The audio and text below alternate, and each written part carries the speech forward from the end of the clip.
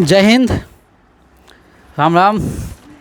चलते हैं, स्टार्ट करते हैं आज का सेशन। आज होगा केमिस्ट्री में होगा चैप्टर 3 और 4।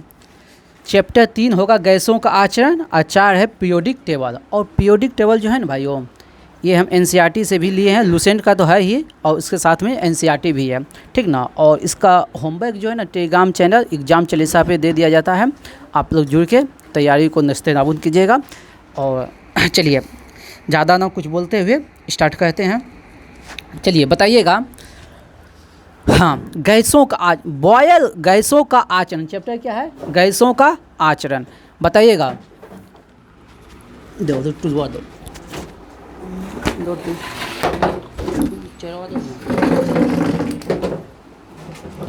देखिएगा वीडियो बंद ना हो। स्टार्ट है, फिर कोई है क्या? चलिए बताइएगा आप लोग, बॉयल का नियम जो है ना, बॉयल के नियम में कांस्टेंट क्या रहता है? बताइए क्या? हाँ, ताप कांस्टेंट रहता है। बताइएगा बॉयल के नियम में जो है ना, गैस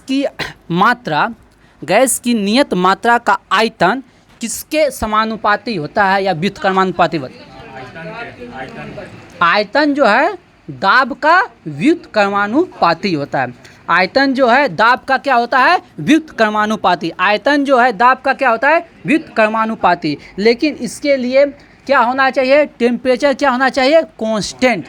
बस नहीं, ताप क्या होना चाहिए? नियत। आप इधर आइए ना, काहे को नाम गए हैं? हाँ, इन्वर्स, हाँ इन्वर्स। चलिए बताइएगा, चार्ल्स के नियम में कांस्टेंट क्या रहता है? बताइए, चार्ल्स के नियम में क्या? दाब। क्या? दाब। चार्ल्स के नियम में कांस्टेंट क्या रहता है? दाब। चलिए आगे बताइएगा आयतन और परम शून्य तापमान में, चार्ल्स के नियम में आयतन और परम शून्य तापमान में क्या संबंध है? बताइए चार्ल्स के नियम में आयतन और परम शून्य तापमान में क्या संबंध है? हैं? समानुपाती होता है। समानुपाती का मतलब अनुपाती को ही कहते हैं समानुपाती, ठीक ना। अब कोई इधर बोल दीजिएगा सर लिखा हुआ सीधा समानुपाती, ठीक ना, मतलब एक के हुआ। चार्ल्स के नियम में कांस्टेंट क्या है? दाब। चार्ल्स के नियम में कांस्टेंट क्या है?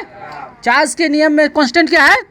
अब बॉयल में ताप एक सिंपल सा इसका ट्रिक है। बॉयल कोई भी चीज़ नहीं कहता है बॉयल हो रहा है, गर्म हो रहा है, ठीक ना। गर्म होगा कौन चीज़ से? टेम्परेचर से। बात समझे? तो ताप कांस्टेंट हो गया। बात समझे? बॉयल के नियम में ताप कांस्टेंट, तो चार्ल्स के नियम में दाब, ठीक ना। आयतन और परम शून्य तापमान के समानुपाती होगा। आयतन जो है परम शून्य तापमान के समानुपाती है। फटाक से बता दीजिए, परम शून्य तापमान कितना होता है? कितना केल्विन?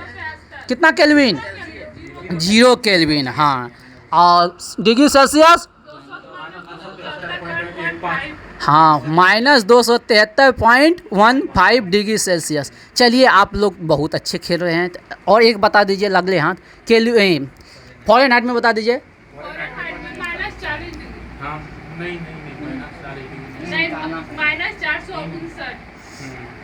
आप लोग भैया कमेंट में जवाब दीजिएगा, परम शून्य तापमान कितना फ़ारेनहाइट को कहते हैं? चलिए हम ना सुने, ठीक।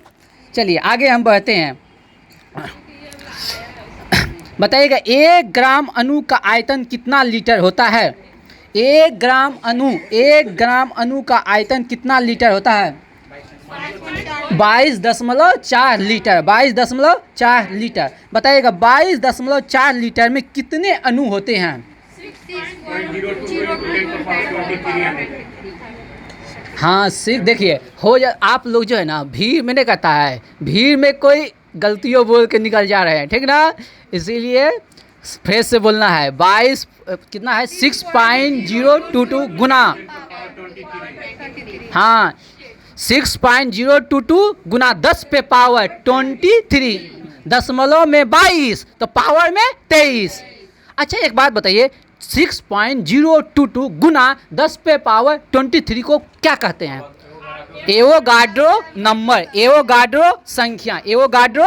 इसे क्या कहते हैं? एवोगाड्रो संख्या। बताइएगा एक क्वेश्चन बताइए, आप लोग सभी जने एकदम बहुत अच्छा से जान रहे हैं। बताइए विसरण क्या है? विसरण फैलाव है, कोई गैस का विसरण जिसे फैलना। विसरण किसे कहते हैं?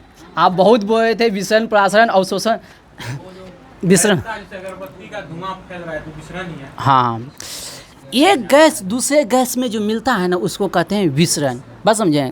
गैसों का मिलना, आपस में मिलना क्या कहलाता है? विसरण। बात समझें? जैसे वायुमंडल में अगरबत्ती का धुआं मिल गया तो क्या हुआ? विसरण हो गया। बात समझे ना? चलिए आगे बढ़िए, बताइएगा आदर्श गैस की ऊर्जा किस पर निर्भर करती है? मोल की संख्या पर। किस पर निर्भर करती है? मोल की संख्या पर। किस पर निर्भर करती है? मोल की संख्या पे। बताइएगा परम शून्य तापमान पे गैसों का आयतन क्या होगा? परम शून्य तापमान पे गैस का आयतन क्या होगा? शून्य होगा। बस हर चीज़ में वही बोलिएगा, -273। परम शून्य तापमान पे गैसों का आयतन क्या होगा? शून्य। क्या होगा? गैसों का आयतन क्या होगा? शून्य हो गया। चलिए आगे बढ़ते हैं, बताइएगा आदर्श अवस्था समीकरण बताइएगा तो। पी भी बराबर NRT। पी भी बराबर NRT। बताइएगा पी भी बराबर NRT में पी क्या है? पी क्या है? प्रेशर, दाब है। पी क्या है? दाब है। भी क्या है? वॉल्यूम यानी कि आयतन है, ठीक ना। आई क्या है? मोरन नियतांक है। आई क्या है? मोरन नियतांक। आई क्या है? मोरन नियतांक। टी क्या है? टेम्परेचर। टी क्या है? टेम्परेचर। चलिए एकदम बहुत अच्छा। बताइएगा गैस का विसरण का नियम किसने दिया? गैस का विसरण का नियम किसने दिया? ग्राहम में। किसने दिया? ग्राहम। किसने दिया? ग्राहम। किसने दिया? ग्राहम। बताइएगा गैस का विसरण का नियम ग्राहम में दिया है। बताइए गैस का विसरण का नियम क्या है? कोई बता सकते हैं?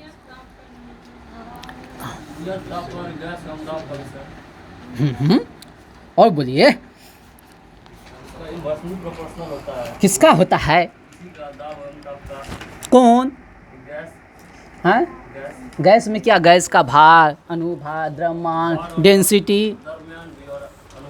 ध्यान से सुन लीजिएगा गैसों का ग्राहम के गैसीय विसरण नियम ध्यान से सुनिए। सबसे पहले ये नियत ताप और नियत दाब पे ग्राहम का गैसीय विसरण नियम किस पे लागू होगा? दाब और ताप और दाब क्या होना चाहिए? नियत।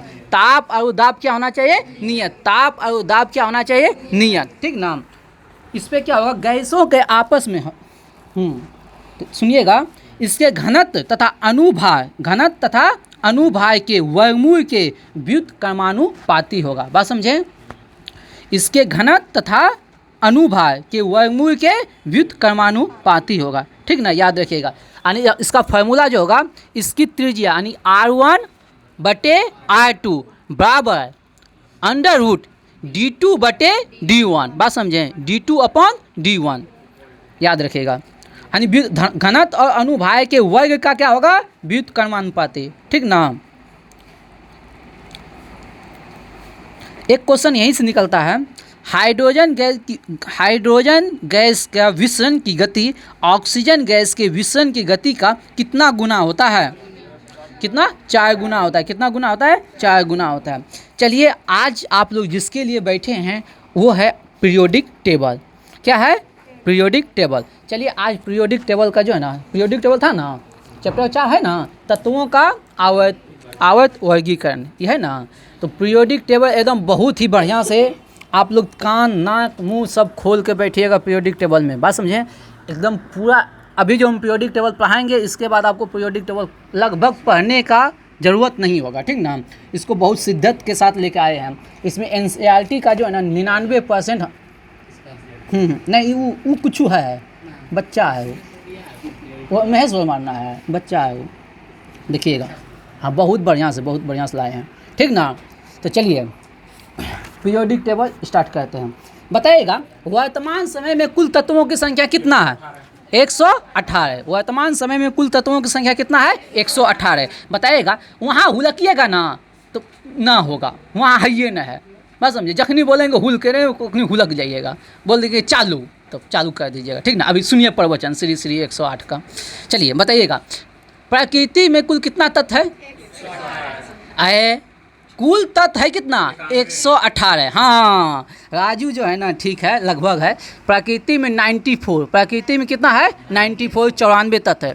अब बच गया कितना 24 गो हो गया क्या कृत्रिम।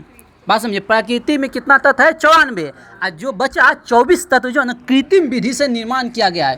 बात समझे कृत्रिम विधि से प्रयोगशाला में बनाया गया है। बात समझे ना 24 तत्व को प्रयोगशाला में बनाया गया है। तो प्राकृतिक तत्वों की संख्या कितना 94 और कृत्रिम 24। अच्छा एक बात बताइए ये जो अपने पास 128 तत्व है इसमें धातु कितना है और धातु कितना है उपधातु कितना है जानते हैं कोई तो बताइए। धातु 7 धातु 91 है।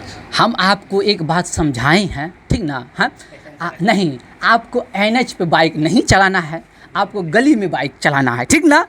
बात समझे अब फिर से बोलिए आराम से। हाँ 7 हो गया उपधातु ठीक है बोलिए। 11 गैसीय अवस्था में पाया जाता है 21 गो अधातु। हम क्या पूछे हम पूछे धातु कितना है और धातु कितना उपधातु कितना है। हम गैसीय अवस्था नहीं पूछ रहे ठोस अवस्था नहीं पूछ रहे हैं द्रव अवस्था नहीं पूछ रहे हैं ठीक। हाँ उपधातु 7 है लुसेंडवा ना टच के लिए। हाँ हाँ अब पकड़ा गया। चलिए याद रखिएगा धातु है 91 धातु कितना है 91 धातु कितना है 91 धातु कितना है 91 धातु कितना है 91 धातु कितना है क्लियर हो गया। उपधातु हो गया 7 उपधातु हो गया 7 91 7 कितना होता है 98।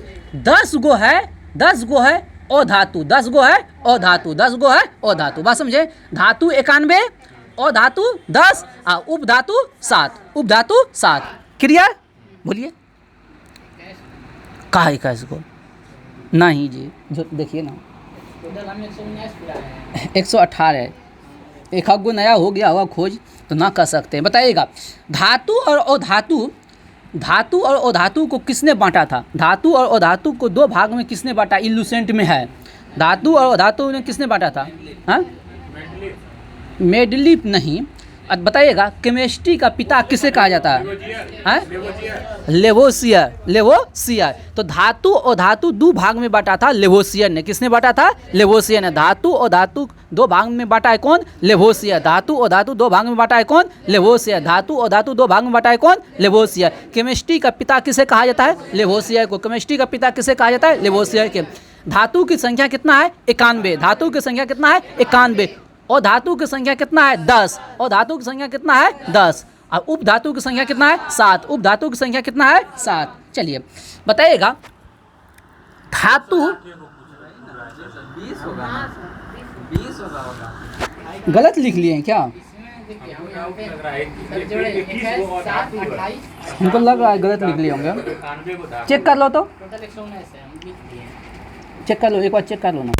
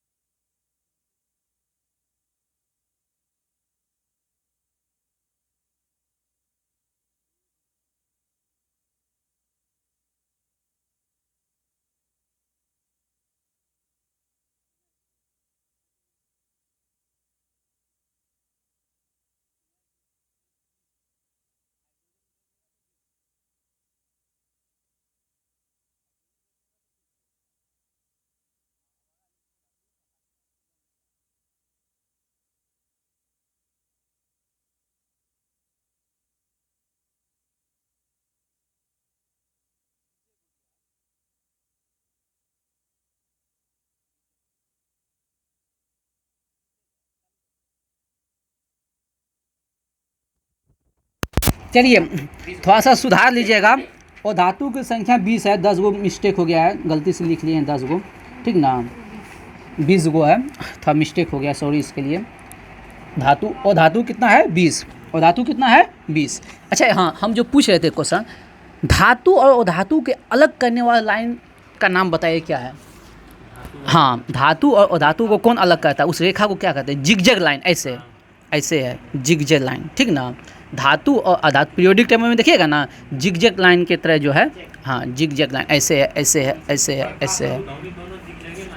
हाँ नहीं ना, वो सब तो सीधी रेखा में। हाँ 118 91 हो गया धातु, अब 20 हो गया और धातु, और 7 हो गया उपधातु, ठीक ना। कि पीरियोडिक टेबल देखिए ना 118 तक है अभी दिया हुआ पीरियोडिक टेबल। चलिए आगे बढ़ते हैं। बताइए तिर्यक का नियम किसने दिया था। हाँ डोबे रेनर, ठीक ना। तिर्यक का नियम किसने दिया था, डोबे रेनर ने, ठीक ना। अच्छा बताइए डोबे रेनर जो है ना कहाँ का वैज्ञानिक था, नहीं जर्मनी का था। कहाँ का, सबसे पहले जो ना, सबसे पहले तत्वों को जो सजाया डोबे रेनर ने, ठीक ना। सबसे पहले तत्वों को जो सजाया डोबे रेनर ने, ठीक ना। इसको जो सजाया कैसे सजाया, कोई जान है तो बताइए। डोबेनियर का त्रिक नियम कोई जान है तो बताइए, कोई जानो है। देखिए इसमें क्या किया गया, 3 तत्व लिया गया त्रियक नियम में, 3 तत्व त्रियक नियम में 3 तत्व। पहला और तीसरा का औसत जो है ना दूसरे के बराबर होगा, पहला और तीसरा का औसत दूसरे के बराबर होगा, बात समझे। डोबेनियर का त्रिक नियम में बोलता है पहला और तीसरा का औसत जो होगा वो किसके बराबर होगा, दूसरे के बराबर होगा, बात समझे। यानी पहला और तीसरा को जोड़ दीजिए, उसमें 2 से भाग दे दीजिएगा तो लगभग निकल जाएगा दूसरा का परमाणु भार, बात समझे। परमाणु भार या परमाणु द्रव्यमान लगभग में, एग्जैक्ट नहीं निकलेगा, लगभग में, बात समझे। जैसे एग्जाम्पल के तौर पर लिए हैं, जैसे लिथियम है और लिथियम हो गया, लिथियम और सोडियम पोटेशियम, लिथियम और सोडियम और पोटेशियम। जैसे लिथियम का परमाणु संख्या कितना, 7, पेन लीजिए, लिथियम परमाणु द्रव्यमान संख्या बोल दिए, परमाणु द्रव्यमान लेना है, जब भी लेना है यहाँ परमाणु द्रव्यमान। लिथियम का परमाणु द्रव्यमान कितना हो गया 7, पोटेशियम का कितना होता है 39, पोटेशियम का कितना होता है 39, 7 और 39 जोड़िए कितना होगा 46, 2 से भाग दीजिए 23, तो सोडियम का लगभग कितना होता है 23, सोडियम का कितना होता है लगभग 23, बात समझें। तो कॉपी ले लीजिए और थोड़ा सा लिख लीजिए, 2-3 बात हम लिखाते हैं ताकि दिमाग में बैठा रहे आप लोग को, ठीक ना। काहे कि एक बार क्वेश्चन यहाँ से पूछा है। तो त्रिक नियम के लिए 3 जोड़ा है, त्रिक नियम के लिए तीन जोड़ा हम लिखा रहे हैं। पहला लिख लीजिए, लिथियम हो गया, सोडियम हो गया, पोटेशियम हो गया, lithium sodium potassium, lithium sodium potassium, ठीक ना। इसमें लागू होगा, एक लिखिए कैल्शियम स्टोल्शियम और बेरियम, कैल्शियम पहला ग्रुप लिखिए lithium sodium potassium, lithium sodium potassium पहला ग्रुप लिख लिए। दूसरा ग्रुप लिखिए कैल्शियम स्टोल्शियम बेरियम, कैल्शियम स्टोल्शियम बेरियम, ठीक ना।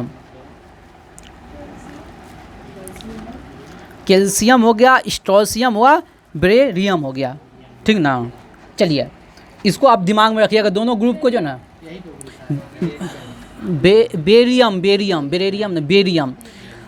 Ba परमाणु संख्या 137।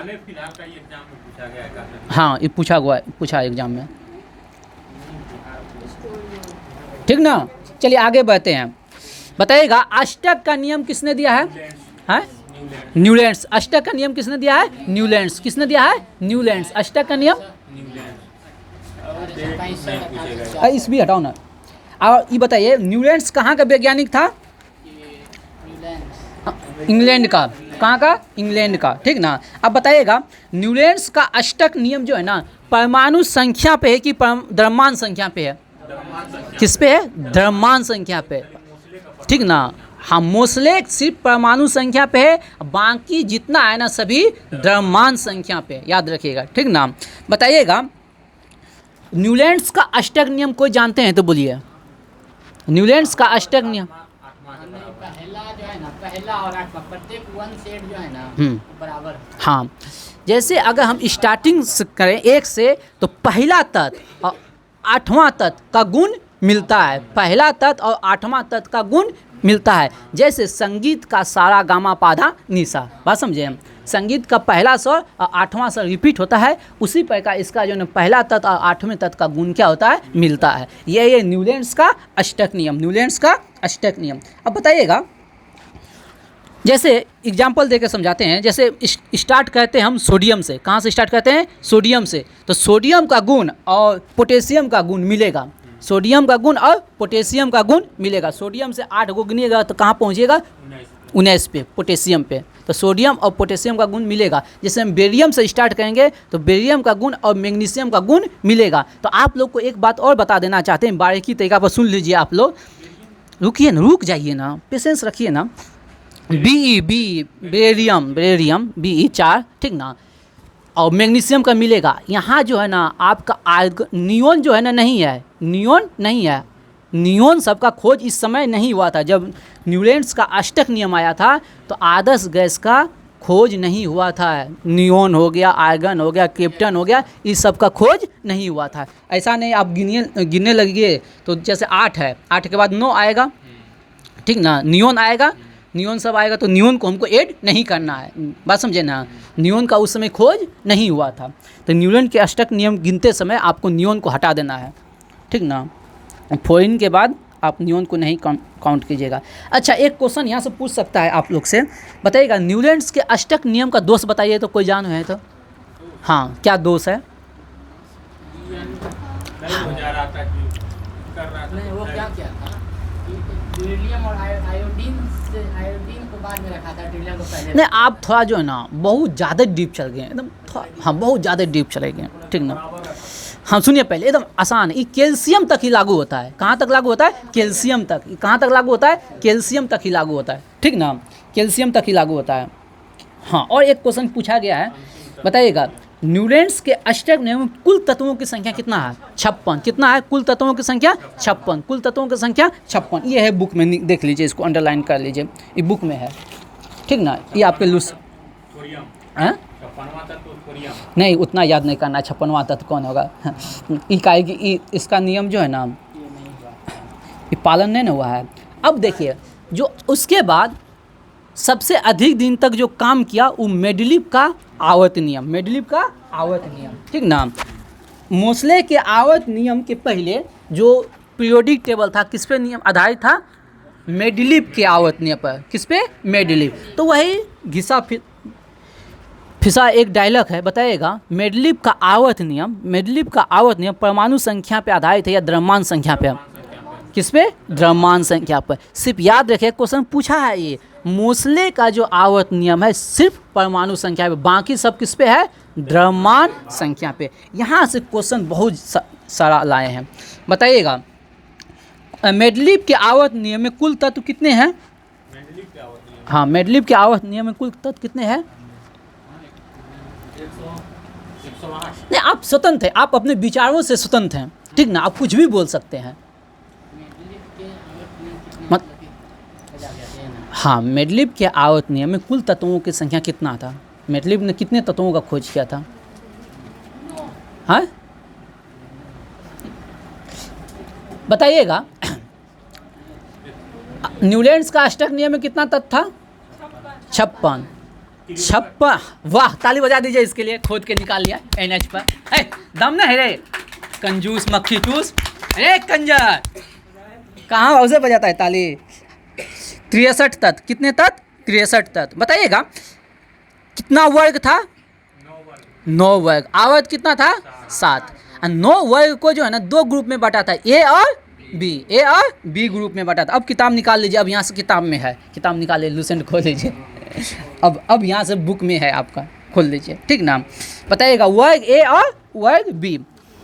बताइएगा एक क्वेश्चन पूछते हैं, मेंडलीव ने आगे आने वाले तत्वों के लिए रिक्त स्थान छोड़ा था या नहीं? हाँ, छोड़ा था, रिक्त स्थान छोड़ा था, ये भविष्यवाणी किया था, ठीक ना, रिक्त स्थान छोड़ा था। बताइएगा इसका दोष बताइएगा, इसका दोष बताइएगा। मेंडलीव के आवर्त नियम का दोष बताइएगा।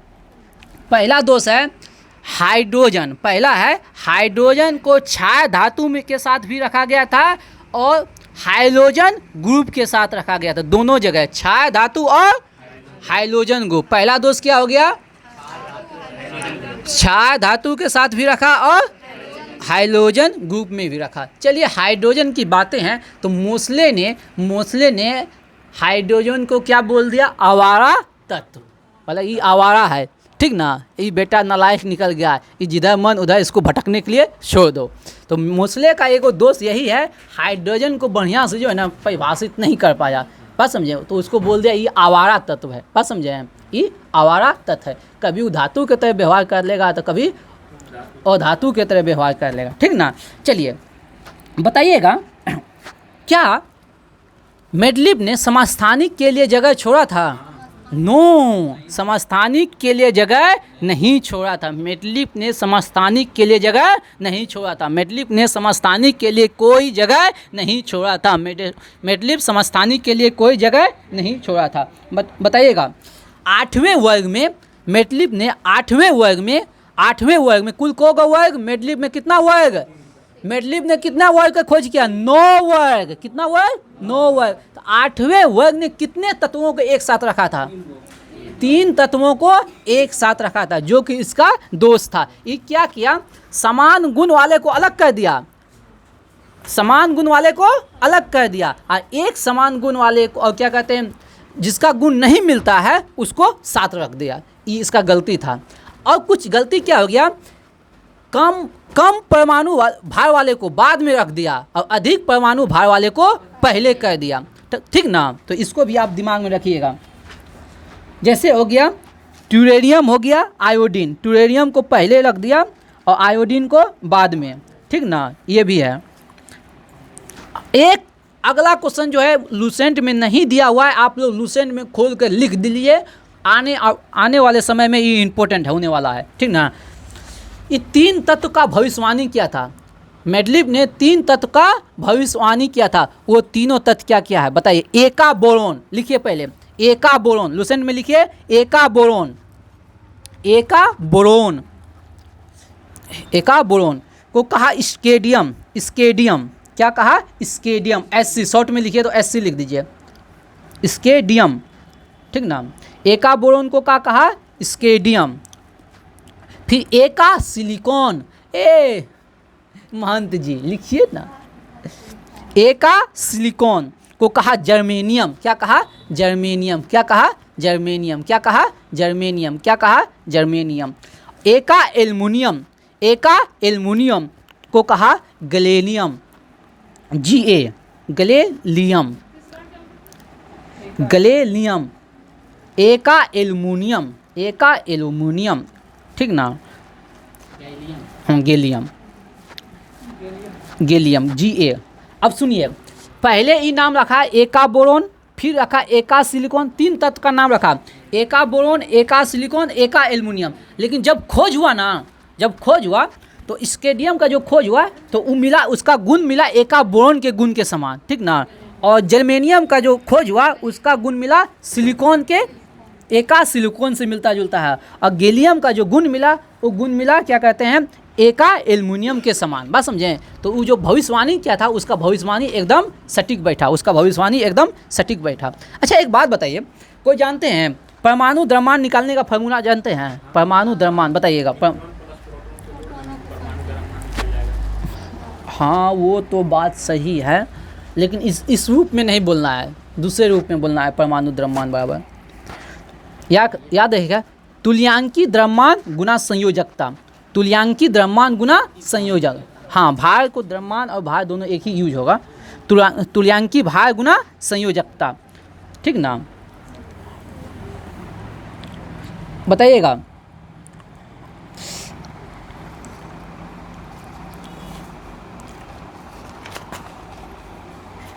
वह कौन सा तत्व है जो हाइड्रोजन तत्व नहीं होने के बावजूद भी वर्ग 7 में रखा गया था।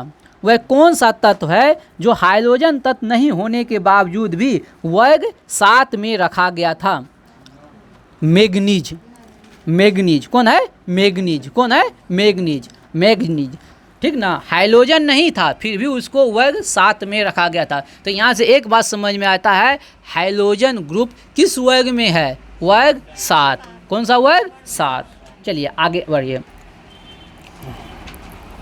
आगे बढ़ते हैं। अब आइए आप लोग जिसके लिए बैठे हुए हैं, अभी जो आधुनिक पीरियोडिक टेबल हम लोग पढ़ते हैं, किसका पीरियोडिक टेबल है? मोसले का। किसका? मोसले का। अभी जो हम पीरियोडिक टेबल पढ़ते हैं किसका? मोसले का। पहला क्वेश्चन है, मोसले का जो है पीरियोडिक टेबल किस पे आधारित है? परमाणु संख्या या परमाणु भार? परमाणु संख्या। इन्होंने कितने तत्वों का खोज किया? 118। कितने?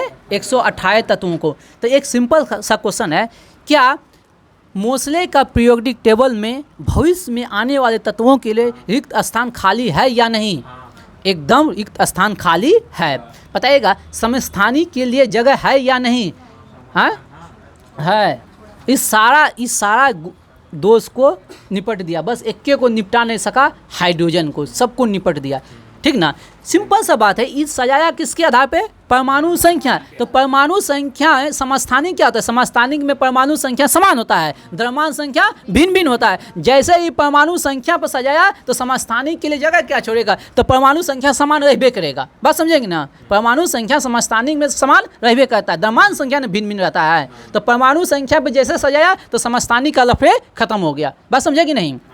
चलिए एक क्वेश्चन है, बहुत अच्छा क्वेश्चन है। बताइएगा, किसने कैथोड किरण से किसी तत्व पर प्रहार करके एक्स किरणें निकाली? मोसले ने, ठीक ना। किसने कैथोड किरणें से किसी तत्व पे प्रहार करके एक्स किरणें निकाली? कौन सा किरण? मोसले ने। किसने? किसी तत्व पर, किसी क्या बोल रहे हैं? किसी तत्व पे प्रहार करके एक्स किरण। हम क्या बोल रहे हैं? किसी तत्व पे प्रहार करके एक्स किरण निकाला। कौन? मोसले ने। बताइएगा, मोसले ने पीरियोडिक टेबल कब दिया? 1913 में। कब दिया? 1913 में। कब दिया?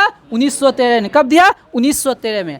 अब मोसले ने जिस तत्व पे प्रहार किया, मोसले ने जिस तत्व पे प्रहार किया उसको कहते हैं एंटी कैथोड। उस तत्व को क्या कहते हैं? Anti cathode. मोसले ने जिस तत्व पे प्रहार किया उसे कहते हैं एंटी कैथोड। क्या कहते हैं? Anti cathode. देखिए हम क्या किए हैं, लुसेंट को और एनसीईआरटी को मिला के लेके आए हैं। बात समझे, ताकि जो लुसेंट में ना हो हम एनसीईआरटी के थ्रू आपको करवा दें, ठीक ना। दोनों को मिला के बता रहे हैं, तो इसीलिए कभी कभी कुछ बातें बुक में नहीं मिलेगा। एंटी कैथोड, हाँ।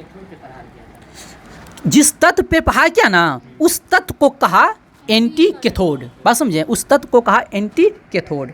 चलिए बताइएगा, मोसले ने कितनी आवर्त बताया? 7। कितना? 7। और वर्ग कितना बताया? हाँ 9 वर्ग है। 9 वर्ग को 2 भाग में बांट देता है, ठीक ना। तो कितना हो जाता है? 18। कितना हो जाता है? 18। बात समझें, ए और बी 2 भाग में बांट देता है, तो कितना हो जाता है? 18। एकदम बहुत अच्छा से हम क्वेश्चन लाए हैं, बहुत बेहतरीन तरीका से। बताइएगा, ध्यान से सुनिएगा। अभी जितना भी बात बोलेंगे ना आवर्त से संबंधित, किससे? आवर्त से, ठीक ना। हमेशा हम आवर्त नहीं बोलेंगे। कुल कितना आवर्त? 7। बताइएगा, पहला आवर्त में कितना तत्व? 2। पहला आवर्त में कितना तत्व? 2। पहले आवर्त में कितना तत्व? 2। कौन कौन? हाइड्रोजन और हीलियम। हाइड्रोजन और हीलियम, यही ना दोनों कोनवा पे है, एगो इधर एगो उधर। पहले आवर्त में कितना तत्व? 2। बताइएगा, सेकेंड आवर्त में कितना तत्व? 8 गो। कितना? 8। पहला हो गया लिथियम और 10वां हो गया, 10 नंबर पे कौन है? नियोन। 10 नंबर पे कौन है? नियोन। तो कुल कितना तत्व है? 8 गो। सेकेंड आवर्त में कितना तत्व? 8 गो। बताइए तीसरे आवर्त में कितना तत्व? 8 गो। तीसरे में को है? 8 गो। तीसरे आवर्त में को तत्व? 8 गो। बताइएगा, चौथे आवर्त में को तत्व? 18 गो। चौथे आवर्त में 18 गो। चौथे आवर्त में कितना? 18 गो। बताइएगा, 5वें आवर्त में को है? 18 गो। 5वें आवर्त में को है? 18 गो। तो याद रखिएगा, 2, 8, 8, 18, 18। ओके ना। आगे कुछ नहीं बोलिएगा। तो पहले में को गो? पहले में, दूसरे में 8, दूसरे में 8, तीसरे में 8, तीसरे में 8, तीसरे में 8, चौथा में, चौथा में, पाँचवा में, पाँचवा में, पाँचवा में 18, ठीक ना। छठा आवत में कोक तत्व 32 गो, छठा आवत में, छठा आवत में, छठा आवत में। अब आ गया सातवां, अब आया सातवां, अब आया सातवां आवत अभी अपूर्ण है। सातवां आवत अभी क्या है? अपूर्ण। सातवां आवत क्या है? अपूर्ण। अभी तक कुल जो है ना मेरे पास जो डाटा मिला कुल 25 तत्वों का पता लगा है, ठीक ना, 25 तत्वों का, ठीक ना। अभी डेली खोज होता है, लेकिन बात समझे कि नहीं?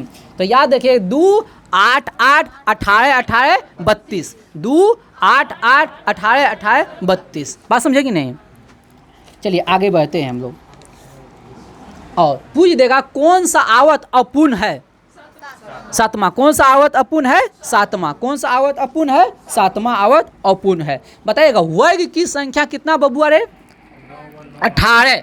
वर्ग कितना? 18। वर्ग को 18 गो। अच्छा एक और क्वेश्चन यहाँ आया, लिखे हैं, बताइएगा लघु आवत किसे कहते हैं? लघु आवत किसे कहते हैं? लघु आवत किसे कहते हैं? हाँ, 2 और तीसरा आवत 2 और 3 को कहते हैं लघु आवत। आवत 2 और 3 को कहते हैं लघु आवत, ठीक ना। ये सब बात हमको नहीं लगता है दिया होगा आप लोग के लूसेंट में, है नहीं? लूसेंट में नहीं है। एकदम एनसीईआरटी को एकदम कोशिश किए का वन लाइनर के थ्रू जितना हो सके लगभग हम कोई बातें नहीं छोड़े हैं, ठीक ना, सब लेके आ गए हैं। चलिए आप लोग कान नाक मुंह खोल के रखिएगा। चलिए अब हम आगे बढ़ें, वर्ग की ओर हम प्रस्थान करते हैं। किस पे? वर्ग की। हम अभी जो पढ़ा रहे हैं, अभी प्रेजेंट में जो मॉडल पीरियोडिक टेबल है वो मोस्ले का है। हम अभी जो पीरियोडिक टेबल है वही हम पढ़ा रहे हैं, बात समझें। इनडायरेक्टली पीरियोडिक टेबल आपका खत्म हो जाएगा। बताइएगा वर्ग को गो 18, को गो वर्ग 18। बताइएगा वर्ग फर्स्ट का विशेषता बताइएगा। वर्ग फर्स्ट का विशेषता आप दोनों तो जानते हैं, ठीक ना, बता नहीं सकते, आप लोग बताइए। वर्ग फर्स्ट, हाँ, छाया धातु। वर्ग फर्स्ट में किसे रखा गया है? छाया धातु को। फर्स्ट वर्ग में छाया धातु, वर्ग फर्स्ट में छाया धातु, वर्ग फर्स्ट में छाया धातु, वर्ग फर्स्ट में छाया धातु, वर्ग फर्स्ट में छाया धातु। वर्ग सेकेंड में छाया मृदा धातु, सेकेंड वर्ग में छाया मृदा धातु, वर्ग सेकेंड में छाया मृदा धातु। फर्स्ट में क्या हो गया? छाया धातु, सेकेंड में छाया मृदा धातु, बस। और वर्ग फर्स्ट और सेकेंड को, वर्ग फर्स्ट और सेकेंड को कहते हैं एस ब्लॉक। वर्ग फर्स्ट और सेकेंड को क्या कहते हैं? S block. वर्ग फर्स्ट और सेकेंड को क्या कहते हैं? S block. वर्ग फर्स्ट और सेकेंड को क्या कहते हैं? एस ब्लॉक, ठीक ना। 4 ब्लॉक है, SPDF। कितने ब्लॉक है? SPDF। ऑरल में ही आपको जो ना ऐसा लगेगा बोर्ड वाला फीलिंग करवा देंगे, ठीक ना। थोड़ा ध्यान से कान खोल कर रखिए। अब आते हैं वर्ग 3। वर्ग 3 से लेके 12, वर्ग 3 से 12 के तत्व को कहते हैं संक्रमण तत्व। क्या कहते हैं? संक्रमण तत्व। वर्ग 3 से 12 को क्या कहते हैं? संक्रमण तत्व। वर्ग 3 से 12 को क्या कहते हैं? संक्रमण तत्व। वर्ग 3 से 12 को क्या कहते हैं? संक्रमण तत्व। कैमरामैन थोड़ा सा ध्यान दीजिएगा, कखनियों बंद हो जाता है, ठीक ना, दोनों कैमरामैन, ठीक ना। वर्ग 3 जो है ना, वर्ग 3 में जो तत्व है कहाँ से? 3 से लेके 12। वर्ग 3 में जो तत्व है 3 से लेके 12 तक को क्या कहते हैं हम? संक्रमण तत्व। क्या कहते हैं? संक्रमण तत्व। चलिए उसके बाद आइए हम आ गए 3 से 12। अब आइए वर्ग 13 से 17। वर्ग 13 से 17, वर्ग 13 से 17 के तत्व को कहते हैं समान तत्व या प्रतिनिधि तत्व। वर्ग 13 से 17 को कहते हैं समान तत्व या प्रतिनिधि तत्व। क्या कहते हैं? समान तत्व या प्रतिनिधि तत्व। क्या कहते हैं? समान तत्व या प्रतिनिधि तत्व, ठीक ना। और एक बात लिख लीजिएगा, समान तत्व या प्रतिनिधि तत्व में वर्ग 1 और 2 भी आ जाता है। वर्ग 1 2 भी आ जाता है, वो भी लिख लीजिए, लिख रहे हैं तो।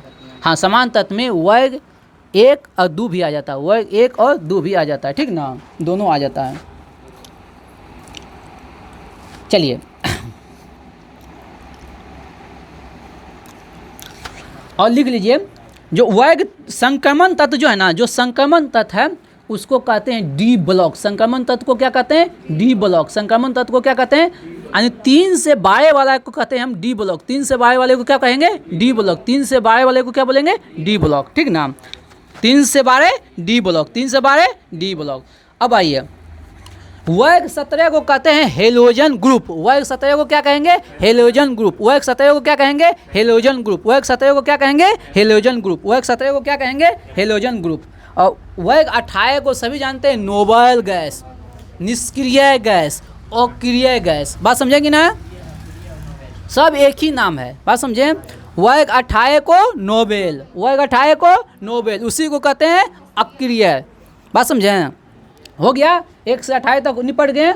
अब लिखिए 13 से लेके 28 तक को, 13 से लेके 28 तक को, इस सब को कहेंगे हम पी ब्लॉक। क्या कहेंगे? P block. 13 से लेके 28 तक को क्या कहेंगे? P block. 13 से 28 तक को क्या कहेंगे? P block. 13 से लेके 28 को क्या कहेंगे? P block. 13 से लेके 28 को क्या कहेंगे? P block. ठीक ना?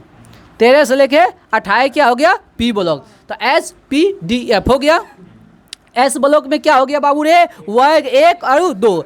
एस ब्लॉक में 1 और 2। अब पी ब्लॉक में 13 से लेके 28। पी ब्लॉक में 13 से लेके 28, 13 से लेके 28। और डी ब्लॉक में 3 से 12। डी ब्लॉक में 3 से 12। डी ब्लॉक में 3 से 12। डी ब्लॉक में 3 से 12। ठीक ना? SPD हो गया। अब आते हैं एफ। एफ ब्लॉक में रखते हैं 2 को, लेंथेनाइड और एक्टेनाइड। एफ ब्लॉक में लेंथेनाइड और एक्टेनाइड। अब ब्लॉक में लेंथेनाइड और एक्टेनाइड। ठीक ना? ये आप लोग जानते होंगे। एफ ब्लॉक में है लेंथेनाइड्स और एक्टेनाइड्स। अब एक बात बताइए, यहाँ से क्वेश्चन पूछा गया है, लेंथेनाइड्स में कहाँ से कहाँ तक को रखते हैं? हाँ, 57 से 71। राइट आंसर है 57 से 71। अच्छा, एक और बात बताइए, लेंथेनाइड ग्रुप को जो है ना, लेंथेनाइड ग्रुप को किस आवर्त में रखते हैं? हाँ, किस आवर्त में रखते हैं बताइए? किस आवर्त में रखें? लेंथेनाइड्स को किस आवर्त में रखे हैं? 6 में।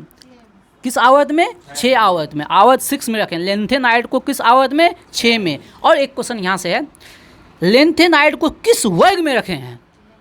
दूसरा और तीसरा। तीसरा वर्ग में। किस में? याद रखिएगा, लेंथेनाइड और एक्टेनाइड। लेंथेनाइड और एक्टेनाइड दोनों को रखें वर्ग 3 में। दोनों को रखें वर्ग, लेंथेनाइड और एक्टेनाइड दोनों को किस वर्ग में रखे हैं? 3। किस वर्ग में? लेंथेनाइड और एक्टेनाइड दोनों को किस वर्ग में रखे हैं? 3 में। लेंथेनाइड और एक्टेनाइड दोनों को किस वर्ग में? 3 में। लेकिन लेंथेनाइड जिसकी परमाणु संख्या 57 से लेके आता है 71, इसे रखे हम आवर्त 6 में। किस आवर्त में? आवर्त 6 में। एक्टेनाइड, एक्टेनाइड ये वर्ग कौन है? 3, लेकिन आवर्त होगा 7। आवर्त कौन सा होगा? 7। अब परमाणु संख्या इसका कितना है? 89 से 103। परमाणु संख्या 89 से 103। तो 89 का आवर्त कौन सा है? 7। आवर्त कौन सा है? 7। 89 का आवर्त कौन सा है? 7। चलिए आगे बढ़ते हैं। अब इसकी विशेषताएं, ये हो गया, इसका स्ट्रक्चर तैयार हो गया। अब आवर्त की विशेषता पढ़ेंगे हम और वर्ग की विशेषता पढ़ेंगे। आवर्त और वर्ग की विशेषता बताइएगा। पहले वर्ग की विशेषता पढ़ते हैं। बताइएगा, समान वर्ग वाले सभी परमाणुओं की संयोजी इलेक्ट्रॉन का होगा बाबू रे? समान वर्ग में समान वर्ग के परमाणुओं की संयोजी इलेक्ट्रॉन समान होगा, संयोजकता समान होगा। संयोजी इलेक्ट्रॉन भी समान और संयोजकता भी समान। एक वर्ग में जैसे पहला वर्ग है, तो पहला वर्ग का जितना तत्व है सबका संयोजी इलेक्ट्रॉन समान होगा, सबका संयोजकता समान होगा। बात समझे कि नहीं? पहले वर्ग के सभी तत्वों का संयोजी इलेक्ट्रॉन और संयोजकता का होगा समान। दूसरे वर्ग के सभी तत्वों का संयोजी इलेक्ट्रॉन और संयोजकता का होगा समान। तीसरे वर्ग के सभी तत्वों का संयोजी इलेक्ट्रॉन और संयोजकता क्या होगा? समान। चौथे वर्ग के सभी इलेक्ट्रॉन का संयोजी इलेक्ट्रॉन और संयोजकता कितना होगा? समान। याद रखिएगा। और एक और क्वेश्चन बताइएगा, वर्ग का जब भी हम बात करें, ध्यान से सुन लीजिए, वर्ग का जब भी बात करेंगे हम हमेशा बात करेंगे ऊपर से नीचे। वर्ग में हमेशा चलेंगे ऊपर से नीचे। वर्ग में हमेशा चलेंगे ऊपर से नीचे। बताइएगा, वर्ग में ऊपर से नीचे जाने पे परमाणु आकार क्या होगा? बढ़ेगा। वर्ग में ऊपर से नीचे जाने पर परमाणु आकार बढ़ेगा, लेकिन आवर्त में बाएं से दाएं जाने पे परमाणु आकार घटेगा। याद रखिएगा, वर्ग में ऊपर से नीचे आते हैं तो परमाणु आकार बढ़ेगा, और लेकिन आवर्त में क्या होगा? बाएं से दाएं जाने पे परमाणु आकार। अच्छा, एक बात बताइए, इसका रीजन कोई जानते हैं? बता रहे हैं क्योंकि परमाणु परमाणु के पदार्थ चलिए हम बता देते हैं। वर्ग में ऊपर से नीचे जाएंगे ना तो कक्षा की संख्या परमाणु कक्षा की संख्या बढ़ते जाता है। कक्षा की संख्या क्या होता है? बढ़ते जाता है। तो जिससे उसका त्रिज्या क्या होगा? बढ़ेगा। त्रिज्या बढ़ेगा तो परमाणु आकार क्या होगा? बढ़ेगा। अब आवर्त में क्या हो जाता है? जैसे हम आवर्त में जाइएगा ना तो ऑर्बिट की संख्या सेम रहेगा। ऑर्बिट की संख्या क्या होगा? सेम। और उसके बाह्यतम कक्षा में इलेक्ट्रॉनों की संख्या ज़्यादा हो जाता है। बाह्यतम कक्षा में इलेक्ट्रॉनों की संख्या ज़्यादा हो जाता है। तो नाभिक और बाह्यतम कक्षा में इलेक्ट्रॉनों के बीच जो आकर्षण बल लगता है उसके कारण जो है ना उसका आकार सिकुड़ जाता है, कम हो जाता है। उसके आकर्षण बल के कारण जैसे पहली कक्षा में 1 इलेक्ट्रॉन है, बाहर कक्षा में 1 इलेक्ट्रॉन है, फिर आगे जाते हैं तो पहली कक्षा में 2 इलेक्ट्रॉन हो जाता है, फिर आगे जाते हैं तो 3 इलेक्ट्रॉन हो जाता है। तो उसका इलेक्ट्रॉनों की संख्या ज़्यादा हो जाता है। तो नाभिक और इलेक्ट्रॉनों के बीच में आकर्षण बल ज़्यादा हो जाता है जिससे उसका आकार क्या हो जाता है? कम हो जाता है। तो आवर्त में आकार कम होता है, वर्ग में आकार क्या होता है? बढ़ता है। वर्ग में ऊपर से नीचे आएंगे आकार बढ़ेगा, आवर्त में आकार घटेगा। क्लियर? चलिए आगे बढ़ते हैं। बताइए आयनन विभव के विषय में कोई जानते हैं? आयनन विभव क्या है? आयनन विभव क्या है? कोई जानते हैं आयनन विभव के विषय में? देखिए बाह्यतम कक्षा से इलेक्ट्रॉन निकालने के लिए जितना ऊर्जा हम देंगे उसको कहेंगे हम आयनन विभव। बात समझे? बाह्यतम कक्षा से जैसे सोडियम है, सोडियम की परमाणु संख्या कितना है? 11। उसके बाह्यतम कक्षा में कितना इलेक्ट्रॉन? 281। बात समझ? बाह्यतम कक्षा में को इलेक्ट्रॉन? 1। तो उस 1 इलेक्ट्रॉन को बाहर निकालने के लिए जो हम ऊर्जा खर्च होगा उसी को हम कहेंगे आयनन विभव। उसी को क्या कहेंगे? आयनन विभव। उसी को क्या कहेंगे? आयनन विभव। बात समझे कि ना? उसी को क्या कहेंगे? आयनन विभव। तो आप बता दीजिए हमको वर्ग में आयनन विभव ऊपर से नीचे आने पर घटेगा या बढ़ेगा? हाँ, घटेगा। सिंपल सा है। देखिए सिंपल सा है, सुनिए एकदम समझिए। सोडियम हो गया, सोडियम की परमाणु संख्या कितना? 11। ठीक ना? सोडियम की परमाणु संख्या 11। तो 281 हो गया। और जैसे हम आकार इसका बढ़ेगा, बात समझे? जैसे मान लीजिए हम एक बेटा हैं, हाँ, तो नियंत्रण रखना आसान है। हाँ, 10 गो बेटा हो गया, नियंत्रण रखना आसान है क्या?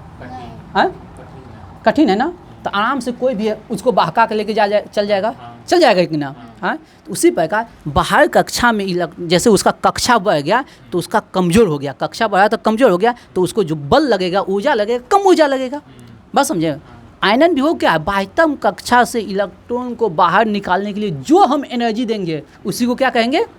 हम अभी पढ़ चुके हैं। ऊपर से नीचे आएंगे तो आकार बढ़ेगा तो दूरियां बढ़ा तो रिश्ता कमज़ोर हुआ तो कोई भी तुरंत ढकेल के उसको भेज देगा। बात समझे? पाकिस्तान से तुरंत लेके आ गया।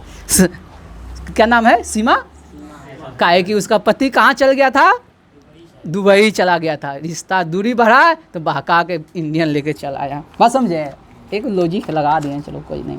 चलिए अब बताइएगा विद्युत ऋणात्मकता, ठीक ना? इलेक्ट्रोनिगेटिविटी बताइए। इलेक्ट्रोनिगेटिविटी कोई जानते हैं किसे कहते हैं?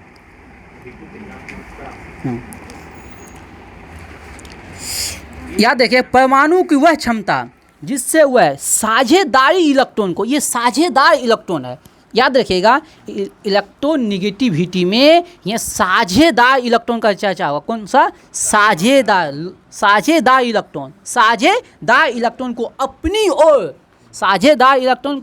अपनी ओर खींचने के लिए जो एनर्जी देंगे उसी को हम बोलेंगे इलेक्ट्रोनिगेटिविटी। उसी को क्या कहेंगे हम? इलेक्ट्रोनिगेटिविटी। बात समझे कि नहीं? समझे? बताइएगा वर्ग में ऊपर से नीचे आएंगे तो घटेगा या बढ़ेगा? घटेगा। आयनन विभव भी घटेगा, इलेक्ट्रोनिगेटिविटी भी घटेगा, दोनों घटेगा।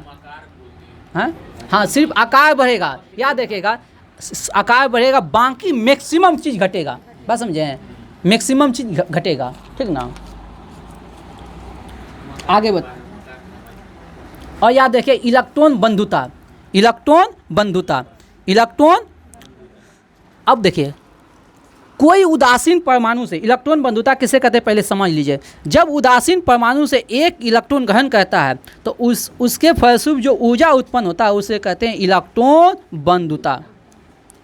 जैसे कोई उदासीन परमाणु है, उससे एक इलेक्ट्रॉन कोई ग्रहण कर रहा है तो उससे जो ऊर्जा उत्पन्न होगा उसी को हम कहेंगे इलेक्ट्रॉन बंधुता। उसको क्या कहेंगे हम? इलेक्ट्रॉन बंधुता। और इलेक्ट्रॉन बंधुता भी क्या होगा? घटेगा। तो आयनन विभव भी घटेगा और विद्युत ऋणात्मकता भी घटेगा, इलेक्ट्रॉन बंधुता भी घटेगा।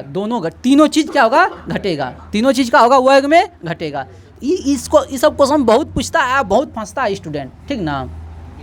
आज सिंपल बात भाई, काहे तीनों घटेगा? काहे कि परमाणु क्या कहते हैं, वर्ग में ऊपर से नीचे आने पर आकार बढ़ा तो रिश्ता दूर हुआ, रिश्ता दूर हो गया तो उसको अलग करने वाला जो है ना आराम से अलग कर देगा। बस याद रखेगा। इसलिए सब कुछ क्या होगा? घटे। सबके लिए एनर्जी क्या होगा? घटना मतलब एनर्जी कम लगना, घटना मतलब एनर्जी कम लगना। बताइएगा सबसे अधिक क्रियाशील धातु कौन सा है? बताइए तो। धातु बोल रहे हैं, हाँ। फ्रांसियम है क्या? सबसे अधिक क्रियाशील धातु फ्रांसियम है ना। तो याद रखिएगा सबसे अधिक क्रियाशील धातु कौन है? फ्रांसियम। और सबसे अधिक क्रियाशील और धातु क्या है? फ्लोरीन। क्या है? फ्लोरीन। क्या है? फ्लोरीन। बताइएगा। अब आइए आवर्त में। आवर्त में हम चलेंगे बाएं से दाएं। बाएं से दाएं। बताइएगा संयोजी इलेक्ट्रॉन जानते हैं? बाह्यतम कक्षा में जो इलेक्ट्रॉन होता है उसको क्या कहेंगे हम? संयोजी इलेक्ट्रॉन। बताइएगा आवर्त में बाएं से दाएं जाने पर इसका संयोजी इलेक्ट्रॉन क्या होगा? बताइए। बढ़ेगा। 1 से लेकर कहाँ तक होगा? 8 तक। संयोजी इलेक्ट्रॉन जो होगा 1 से 8 तक। आवर्त में बाएं से दाएं जाने पर संयोजी इलेक्ट्रॉन की संख्या 1 से बढ़ के हो जाएगी कितना? 8। अच्छा एक बात बताइए साइंस वाले स्टूडेंट, ठीक ना, संयोजकता क्या होता है? सत्यम जी आप पहले समझाइए, आप लोग भी समझा सकते हैं। संयोजकता क्या होता है? एकदम आप स्वतंत्र हैं। जैसे सोडियम होगा, हाँ सोडियम में पहला 1s2 2s2 ठीक 2p6 जैसे कैसे हुआ तो इसको भरना है। तो 2 8 और जो एक जो बचा तो वही मेरा संयोजी इलेक्ट्रॉन है। हम बोले भैया संयोजकता। जो इलेक्ट्रॉन बचा उसको पूरा करने के लिए जो इलेक्ट्रॉन संयोजकता। आप मंजिल के करीब हैं, लगभग बोल ही चुके हैं। देखिए जितना इलेक्ट्रॉन का त्याग करेंगे या जितना इलेक्ट्रॉन का ग्रहण करेंगे वही होता है संयोजकता। बस समझे? जितना जैसे क्लोरीन है, क्लोरीन का संयोजकता -1 होता है शायद, जहाँ तक आप लोग को याद होगा, ठीक ना, क्योंकि उसके बाह्यतम 2 8 7 होता है। बाह्यतम कक्षा में कितना इलेक्ट्रॉन है? 7। वो एक इलेक्ट्रॉन किसी से ग्रहण करेगा, जैसे सोडियम से एक इलेक्ट्रॉन ग्रहण करेगा तो सोडियम एक इलेक्ट्रॉन का त्याग किया तो सोडियम की संयोजकता +1 और क्लोरीन उसको ग्रहण किया तो उसका संयोजकता -1। बात समझें? तो जितना इलेक्ट्रॉन का त्याग करेगा या जितना इलेक्ट्रॉन का ग्रहण करेगा वही उसका होगा संयोजकता। बात समझें? तो आवर्त में संयोजकता क्या होता है? 1 से 4 तक बढ़ेगा, फिर 4 से लेके 1 तक घटेगा। बात समझें?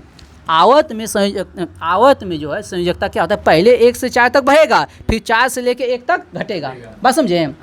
ओके, संयोजकता बात समझ में आ गया है? 1 से 4 तक बढ़ेगा, फिर 4 से 1 तक घटेगा। चलिए आगे हम बढ़ते हैं। हम बता ही चुके हैं आवर्त में परमाणु आकार क्या होगा? घटेगा। और वर्ग में क्या होगा? बढ़ेगा। बस इसको दिमाग में बैठाइएगा।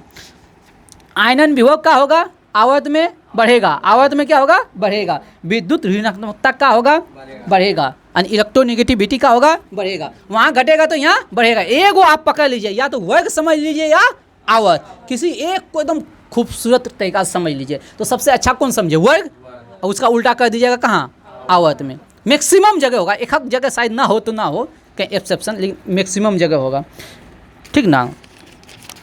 ये आपका लगभग हम लाए हैं कितना क्वेश्चन जानते हैं? 90 क्वेश्चन था आप लोग का टोटल। किससे? पीरियोडिक टेबल से। लगभग पीरियोडिक टेबल आप लोग का जो है ना हम निपट दे हैं। आप लोग कृपया कैमरामैन बता दीजिए कितना टाइम हो रहा है? 54 मिनट। चलिए अब आप लोग किस दुनिया में? चलिए फिजिक्स की दुनिया में चलिए। और कोई डाटा छूटा हुआ है क्या? डाटा छूटा हुआ है तो पूछ लेंगे। ये तो हो ही गया। चलिए ठीक ना, निकालिए फिजिक्स कर दीजिए। तो दूसरा वीडियो करो तो सत्यम, दूसरा वीडियो कर दो ना।